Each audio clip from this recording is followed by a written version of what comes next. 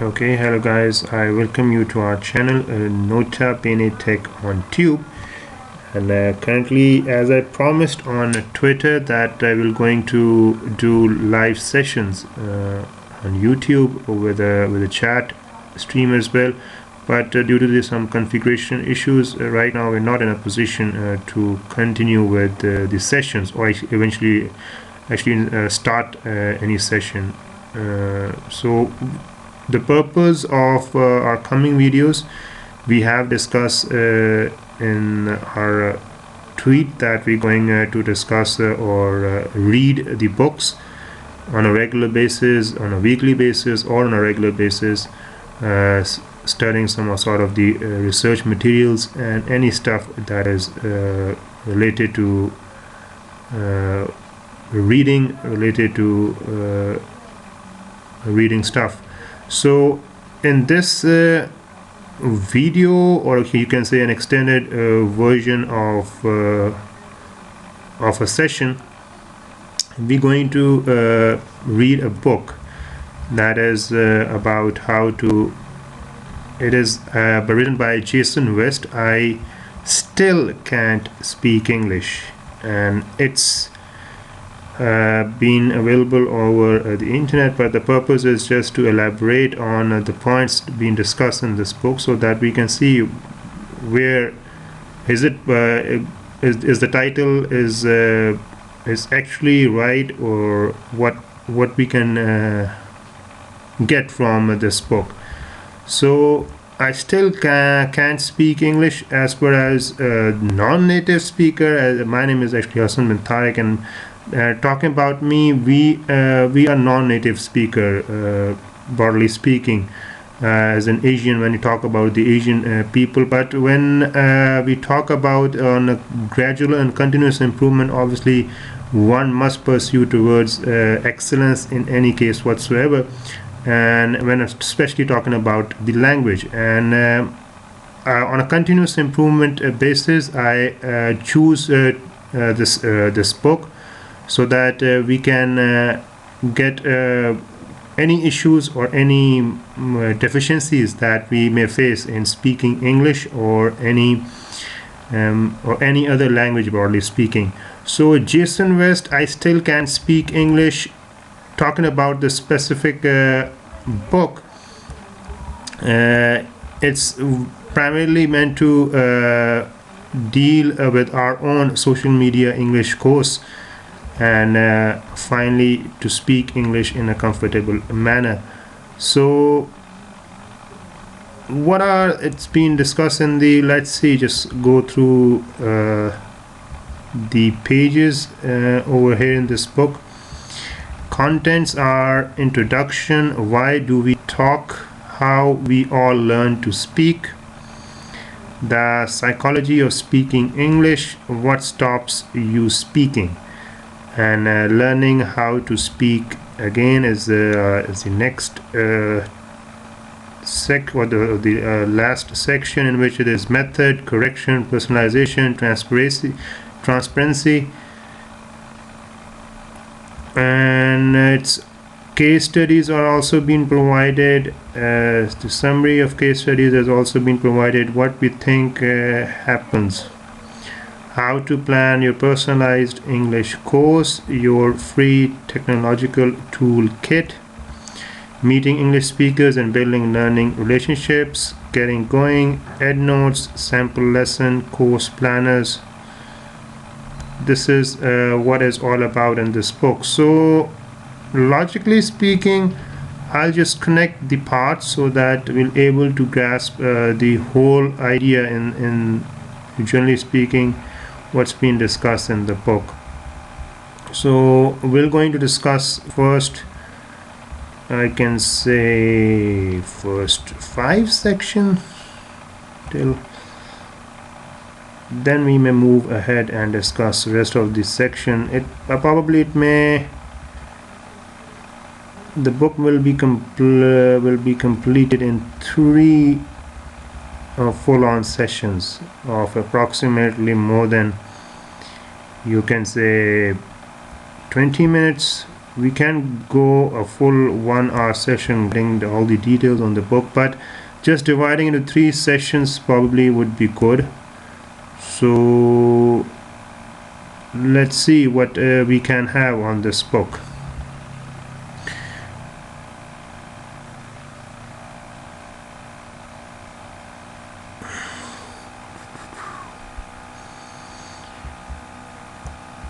Okay, introduction says, if you have studied English for some time, if you have taken lots of different classes, studied using lots of different course books, listened to lots of audio and still do not feel confident when you speak English, but desperately want to, this ebook is for you.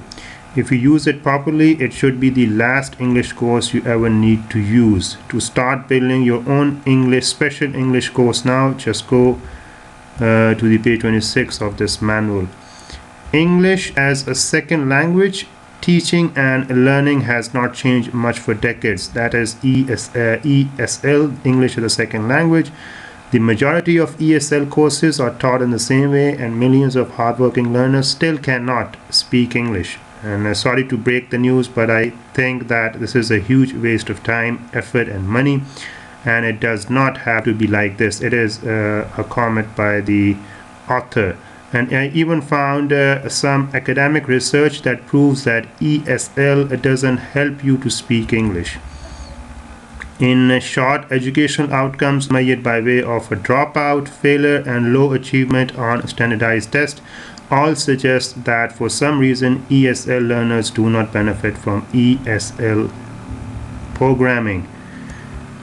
So, introduction, a more recent piece of research called Evaluation of the Language Instruction for Newcomers to Canada program carried out by the Canadian government clearly shows that the improvement in speaking after 1,000 hours in ESL classroom is statistically the same against a control group that isn't in school at all. So the study showed that there was no improvement whatsoever. Yep, it's quite right. Speaking English, in my opinion, is more sort of inbuilt capacity. If you have a capacity to learn and you have the confidence to break the barriers when you are talking to someone, especially to the native speaker, in that moment of time you will feel confident that you are more into the language and in a comfortable manner. But if you are hesitant to speaking to a native speaker, you have to cover all the obstacles. You have to improve in your weak area, so that obviously it may help to just talk in a natural way to the English speaking world. So since I started English Out There EOT in 2001, it has produced English teaching and learning materials based upon 250,000 hours of teaching and constant student and teaching feedback from the field. That is the streets of London. Because of the process followed in every lesson, the materials were also suitable for online use with social media such as Facebook and Skype.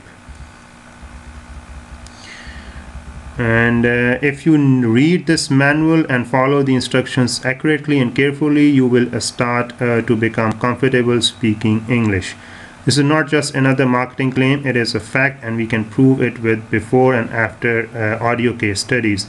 It is true because we all learn languages the same way, and you just need to provide your brain with the right amount and type of information that is understandable and interesting language for it to begin to notice patterns that mean something to you. Yes, obviously it has to be understandable in an interesting way, so you can follow the patterns. You can follow the patterns to speak English in a comfortable manner. To become an independent English learner, you will also need to do a little bit of work, but the more you do, the more interesting and motivating it will become.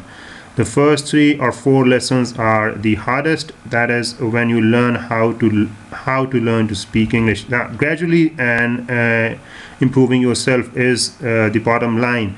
First few lessons in any course, in any new course, is difficult, but when you are used in grasping the ideas talked about in any language, in any course or any field, you will feel confident that yes, I can overcome all the problems or all the issues that I may face on any topic or any subject, especially when we talk about English. English out there is a process, and like any process, if you miss one bit out, you will not get the result you desire. It is right, yes, we can provide some online help and support that all been discussed by Jason West, which is the founder English Out There organization. So we have discussed about the author comments. Now we say that why do we talk? And well, we already know why don't we, but just to make sure, an MIT professor called Deb Roy made his baby son a study of first language acquisition in the human which is a Speechome project, and it is amazing to watch him acquire language in huge detail. For me, the most important conclusion of the program comes towards the end. Yes, all talk, but eventually if you are able to talk in a confident manner, that's what we want to hit, what we are here for any language, for any course whatsoever.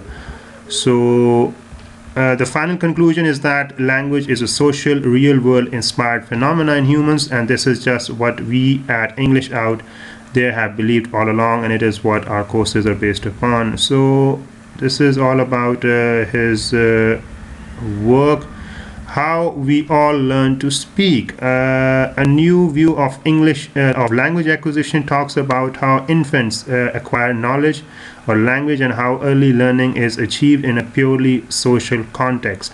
The evidence suggests social learning shapes the neutral framework of the brain for language and communication. Using brain imaging, bilingual babies often show up activity in two overlapping areas, one for each language. I saw mentions of social interaction, mapping, and multiple listenings in infants, and other second language acquisition was mentioned towards the end. A new view of language acquisition actually talks about how infants acquire language. Another paper by Dr. Cole and Maritza Rivera Gizula, Neural Substrates of Language Acquisition, contains a whole section on social learning. At the end of Neural Substrates, Dr. Cole asks this question: why are adults with their superior cognitive skills unable to learn as well as young infants? Can techniques be developed to help adults learn a second language? Yes, according to the research, they say that cognitive skills, superior cognitive skills, are more active in young infants as compared to adults. That's why when we talk about putting the details of a new language in an infant, it is naturally it's very natural to learn a language at that age. But when you have grown up as an adult, getting a second language as a user, and learning it is quite a task. So you have to put your brain, you have to put your efforts to learn the things right away from scratch. So it's not an easy task. That they are quite right in saying this. Dr. Cole's experiment with infants, helping them to acquire Mandarin, is very similar in acquisition, as it is described by her, to what we do using our English Out There materials with adult English learners. The psychology of speaking English. I wonder if students actually realize that a large part of the problem they experience with improving their skills with the speaking and listening skill is psychological and not linguistic. Yeah, it is all psychological. It is all in your brain. If you are you can say psychologically strong, you can learn or you can speak any language at any age whatsoever. That's not an issue. I have met many learners of English over the years who desperately want to improve their speaking and listening skills, but through some deep belief planted earlier in their lives, they think that what they need is more grammar and correction. Yes, it's all been built in our minds from day one that grammar is so much important. Frankly speaking, when we see the native speakers, their grammar is not that much accurate as it should be as the owner of a language. But we have to communicate in a manner that is easy to understand and in an interactive manner, not pushing ourselves just to say that we are absolutely perfect in speaking a language which is English primarily, or any language. Perfection, you have to be perfection in execution of and getting the results to be done. As a marketer point of view, I've been doing the market work for quite a while, and I've experienced that if you have gone through the hard work, and if you have inspired others your point of view, and if you have attractive others, the customer especially, and from the marketing point of view, then you at the end of the day, it's the result. If the customer is willing, or if the potential client is willing to have your your opinion, then obviously you are successful. But talking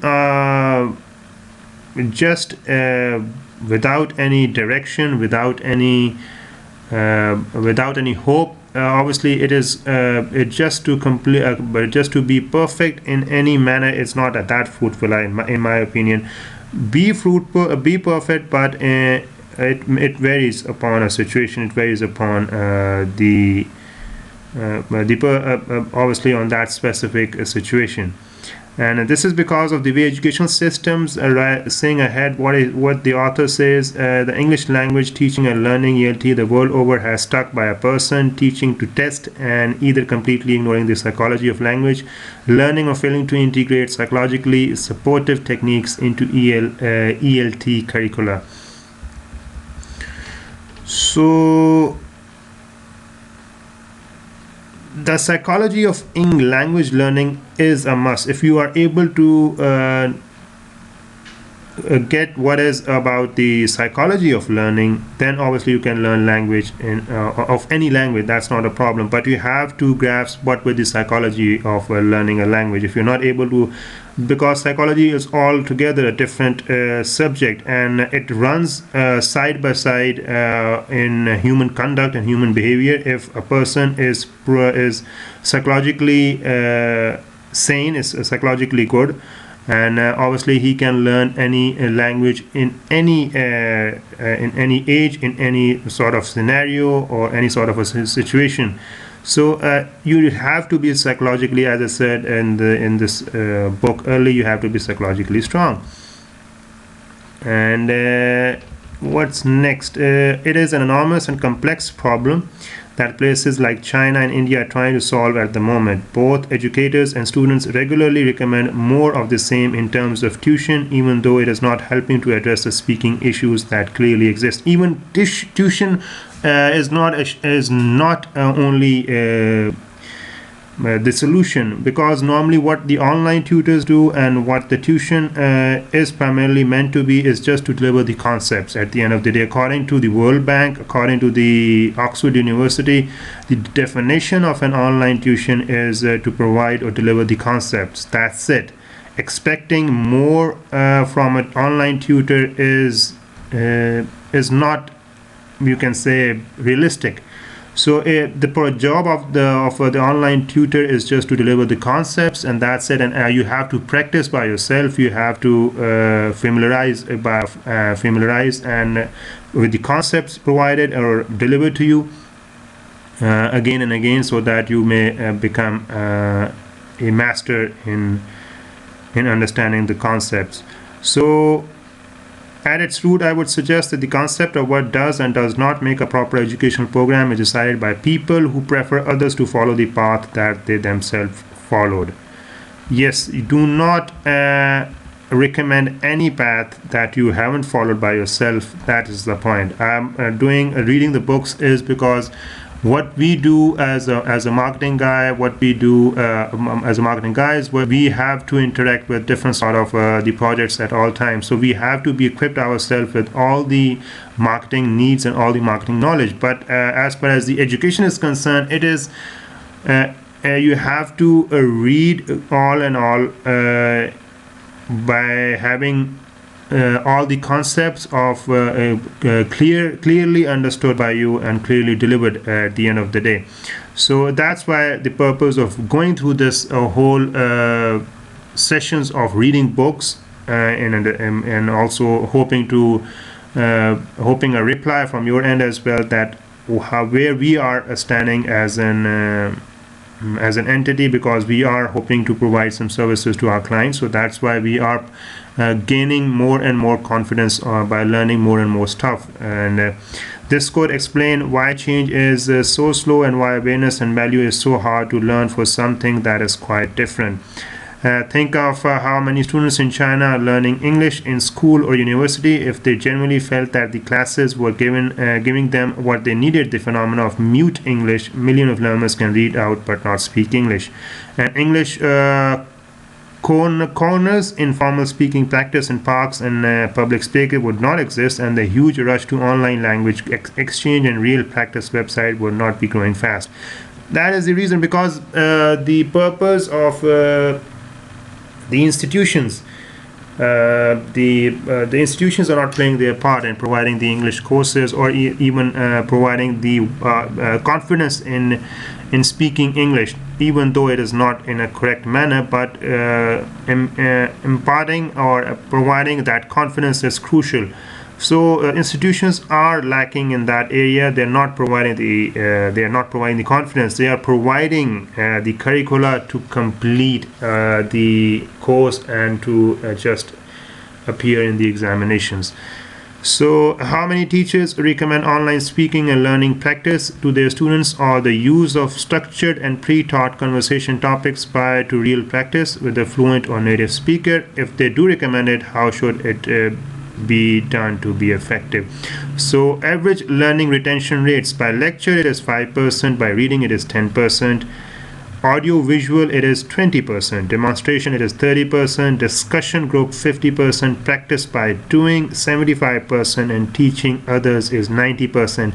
And in my opinion, what we are doing is teaching others, as you're able to grasp as much of the English when you're going to teach others.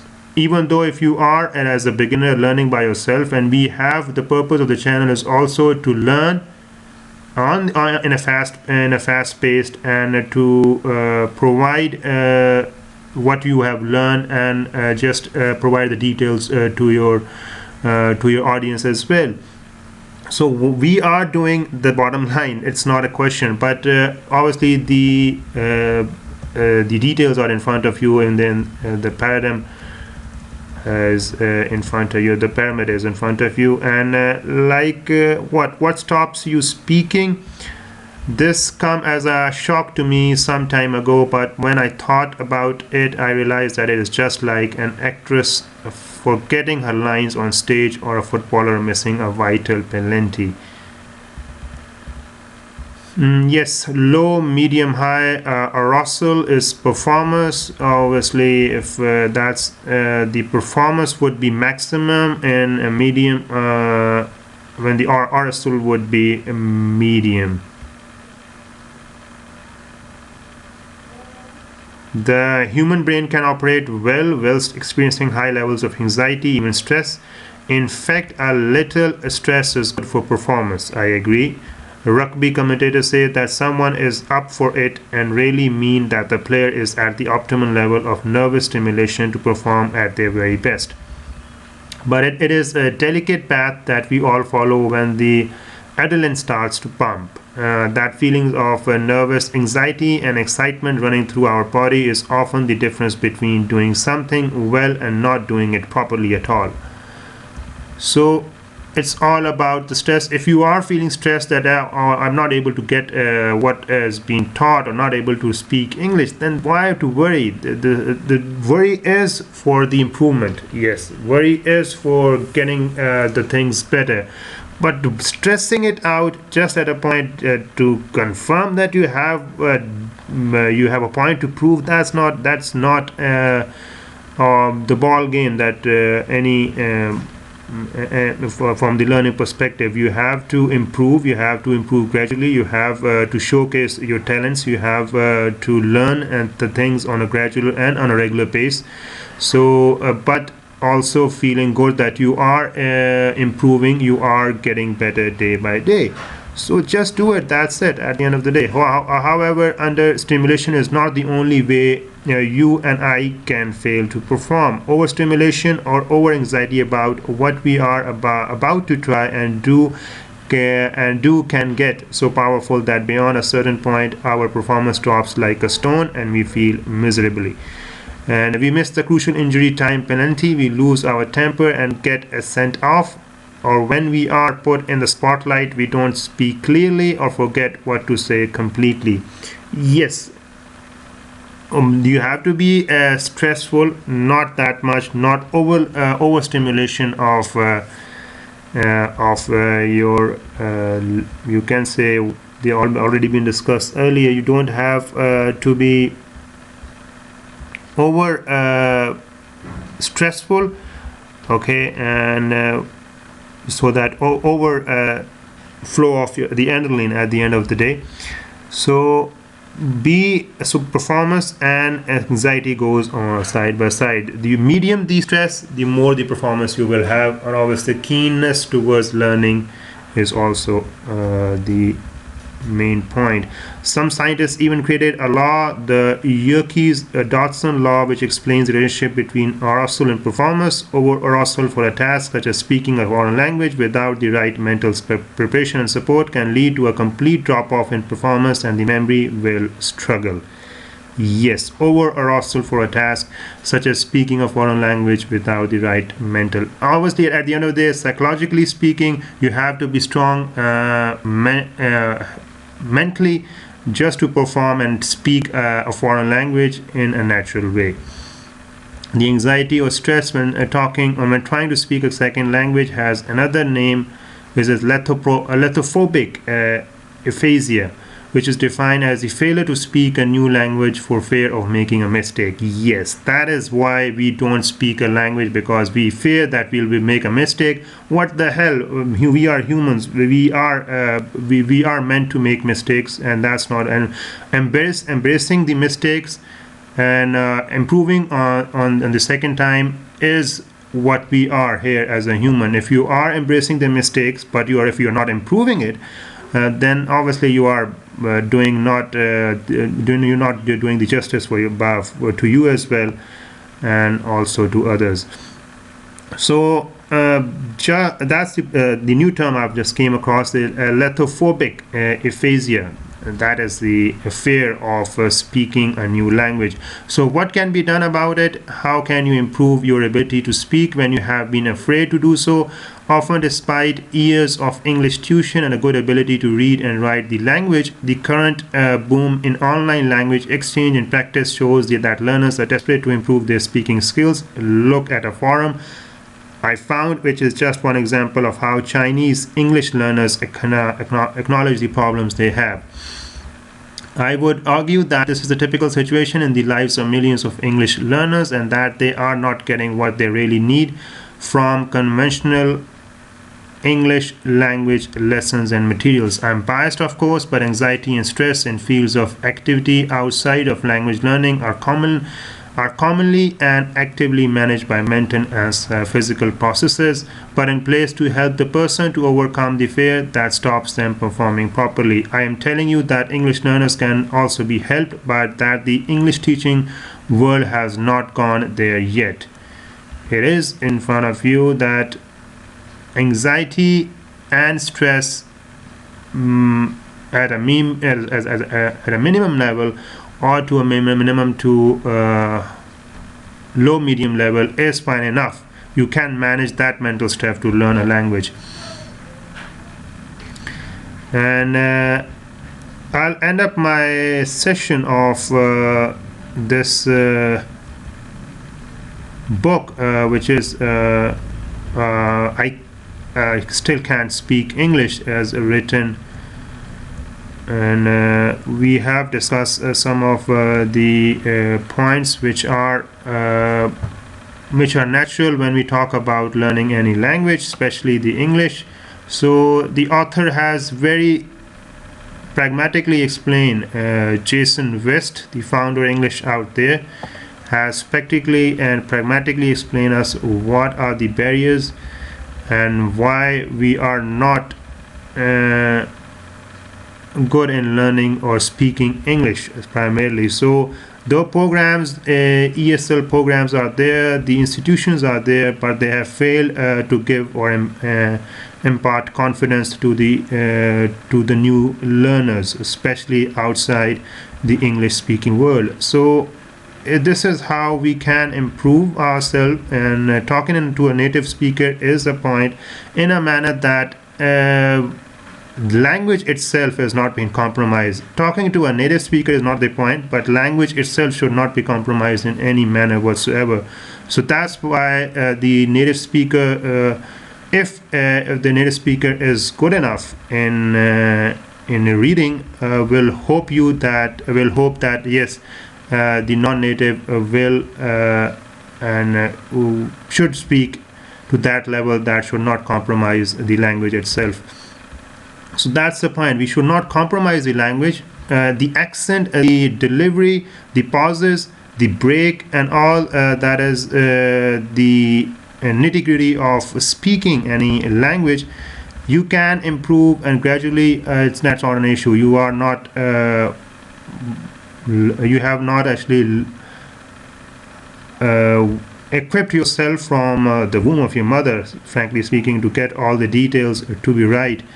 In the first go, improve, practice, and learn day by day and on a gradual basis. So I'll end up my first session on this book written by Jason West. I still can't speak English, so let's see what we have rest on this book with our remaining sessions. Thank you very much. Take care and have a nice day.